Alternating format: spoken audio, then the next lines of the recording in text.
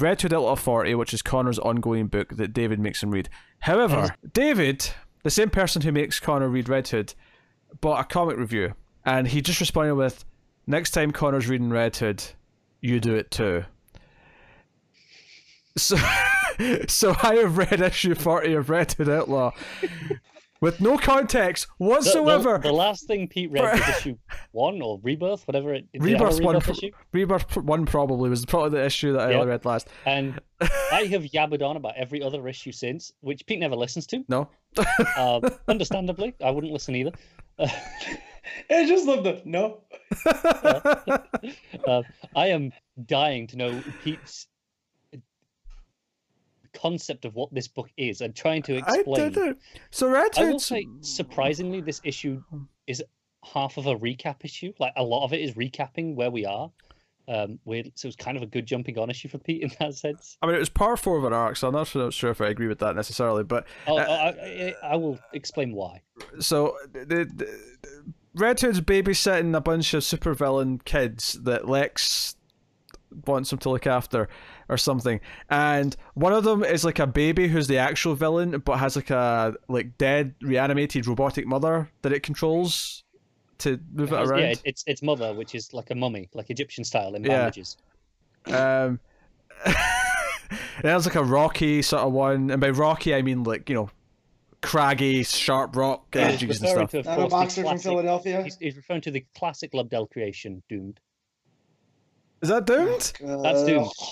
To be fair, it's something I give a lot of comic shit for when they don't do it. The very first issue of this page is them all in a car, and it does have their names next to each other. I don't expect Peter to know them all by now, because I don't either. Yeah, but the very first issue of this page, yes. Well put.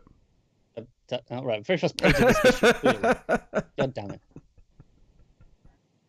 Also, this still has the Year of the Villain banner on top, so this is like an extended Year of the Villain tie-in. It's not just the 1 month like a lot of the other books. This was a couple of months ago, don't forget. Oh, that's true, yeah, you're right. I was thinking this is this month. This is like 2 months behind, you're right. Yeah. I think we're on 42 or 43 now. Yeah, that's fine. They've got like an Uber driver or something. So they're breaking into wherever Dr. Veritas is.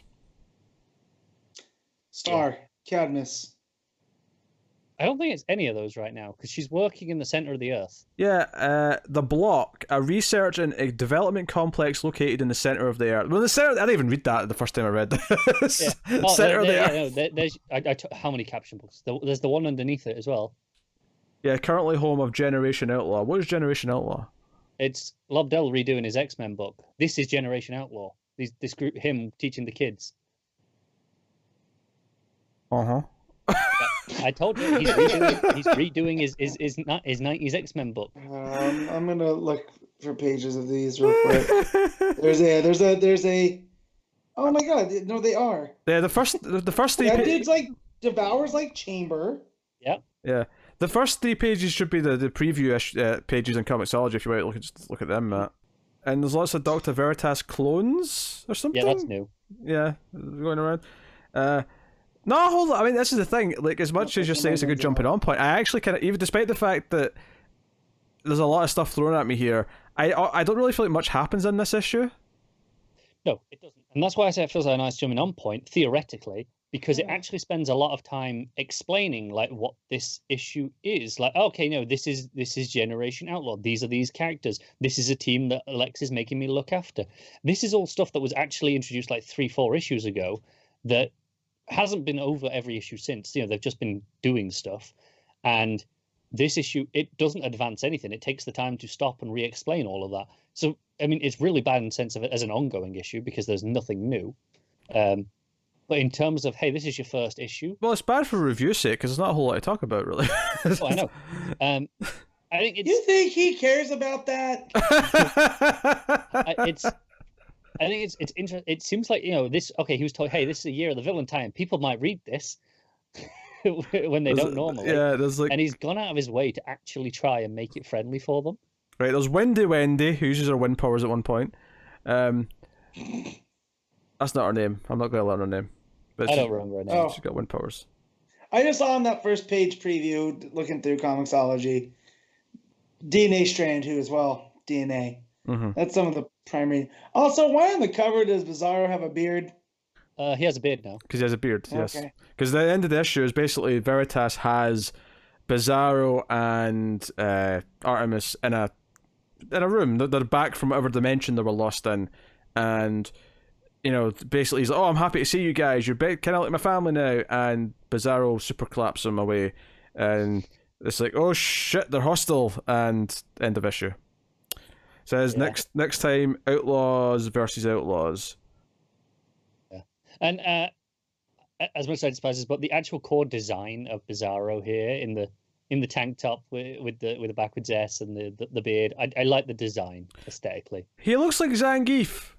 Just before we actually go, I do think we should mention David Messina on art this issue. I don't think we actually said that. Oh, we didn't know. Not Pete Woods, who has been doing a recent handful. Although Raul Julia as Bison is pretty enjoyable, if I remember right. I've seen supercuts on YouTube. Oh, yeah. The art in this issue is actually fine.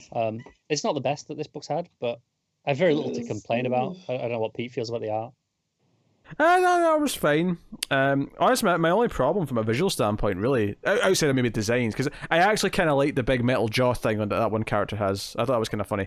Kind of cyberpunky, steampunky. Like, yeah, that's Devour. It made me think of Tetsuo the Iron Man in this weird body modification kind of sense, but which has nothing to do with Marvel's Iron Man, for the record. It's a Japanese movie from 1989. Go watch a movie, plebs. The visual thing that I don't like is not actually anything to do with the art. I hate Red Hood's narration boxes. I hate that the background colors this grey. And the red symbol. I just think it looks ugly. It's just an ugly design. I don't know. Yeah, it just needs to be a solid black, really, doesn't it? It does. It just looks kind of murky and unappealing. It's supposed to be like a gunmetal grey, I think, but just a plain black. The rounded boxes are fine. The red outline is fine. The font is fine.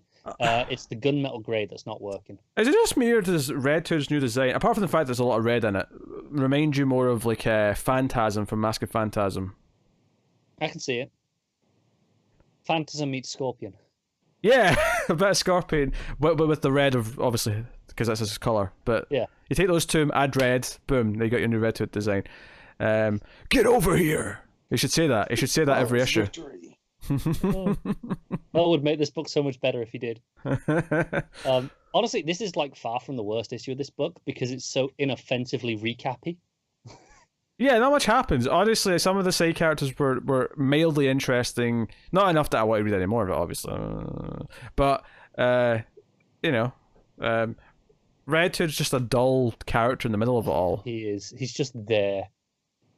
So I can't get behind that too much. But, hey, on you go, read it. I think this is a 4, not because it's not the worst issue by far, but it's completely pointless and advances very little outside of like you could cut this issue down to like 3 pages if you were reading this in an ongoing and lose nothing. For Pete's sake, it's more helpful in that context, and the art's perfectly fine. Nothing amazing, but I've got nothing to complain about at all with the art. Yeah, I'd give it a 5. I think it's like nothing about it motivates me to want to read any more of it, but nothing about it is particularly terrible either. A little heavy on some of the caption boxes, and Yeah.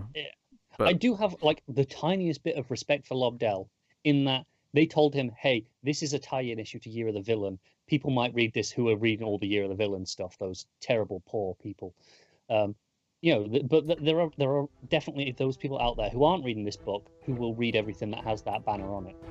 And if this is their first issue, at least he tried to make it accessible for them.